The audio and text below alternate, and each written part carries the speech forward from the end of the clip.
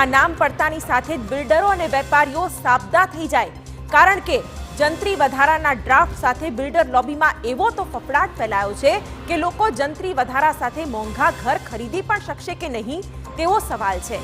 ત્યારે વધતી જંત્રીથી મંદીના ભણકારા સાફ સાફ બિલ્ડરોને સંભળાઈ રહ્યા છે। જુઓ ભાવનગરથી અમારો આ વિશેષ અહેવાલ, જંત્રી લાવશે મંદી। જંત્રી દરના વધારાની વાતને લઈને જમીન મકાનના વેપાર પર તેની વિપરીત અસર જોવા મળી રહી છે।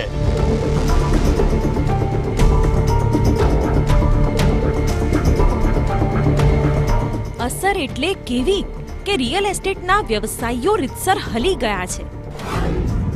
ભાવનગરમાં જમીન, મકાન, ફ્લેટ, દુકાનોના વેચાણમાં ઓટ, ખરીદદાર ઘટી રહ્યા છે। નવા પ્રોજેક્ટ ચાલુ કરવા કે કેમ એ અસમંજસ છે। ચાલુ પ્રોજેક્ટમાં પણ વેચાણની ફિકર। બિલ્ડરોની નવા પ્રોજેક્ટ માટેની તો ઈચ્છા શક્તિ જ મરી પરવારી છે, કારણ કે બાંધકામ સંબંધિત જે કામકાજ છે તે પણ મોંઘા થયા છે। અને જ્યારે મિલકત વેચવા જાય ત્યારે શું સ્થિતિ થાય એ પણ જાણો।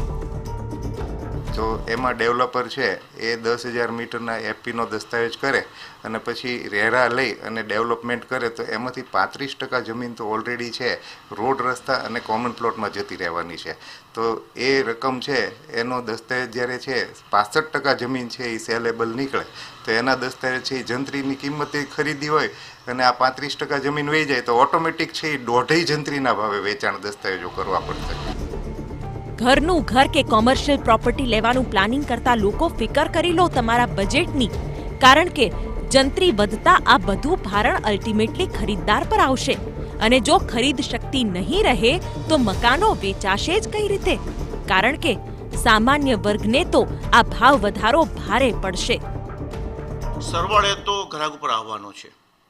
જે ગ્રાહક આજે જે મકાન લઈ શકતો હશે એને આવતા સમયમાં આ જંત્રી વધારાથી 25થી 40% જેવો ભાવ વધારો ભોગવવાનો વારો આવી શકે એવું લાગી રહ્યું છે અમને। આટલો ભાવ વધારો આવવાથી નવું બાંધકામ નહીં થાય। જ્યાં સુધી આ ભાવ વધારો સસ્ટેઇન નહીં થાય, આ ભાવ વધારા સુધી ગ્રાહક પહોંચશે નહીં, ત્યાં સુધી નવું બાંધકામ બંધ થઈ જશે, આખી ઇન્ડસ્ટ્રી ઠપ થઈ જશે। બીજી તરફ મિલકત ખરીદનારને ઇન્કમટેક્સથી લઈને જીએસટી સુધીના અનેક પ્રશ્નોનો સામનો કરવો પડે એવું પણ બની શકે। સાથે જ ગ્રામ્ય વિસ્તારની જમીનોની મૂળ કિંમત કરતા જંત્રી દર 10 ગણા થયા છે, જેના કારણે ખેડૂતોને પણ મોટા નુકસાનની ભીતિ છે। જંત્રી વધતા છેલ્લે તો જે પણ ભાવ વધશે એનું તમામ ભારણ તો ઘરનું સપનું જોનાર સામાન્ય નાગરિક પર જ આવવાનું ને। બિલ્ડરોને તો જંત્રી વધારો માથે પડશે, પણ મધ્યમ વર્ગના સપના પણ આ જંત્રીના કારણે મોંઘા થતા ફિકર ચોક્કસ વધી છે। ભાવનગરથી અજીત ગઢવી સાથે બ્યુરો રિપોર્ટ, TV9। સુરતના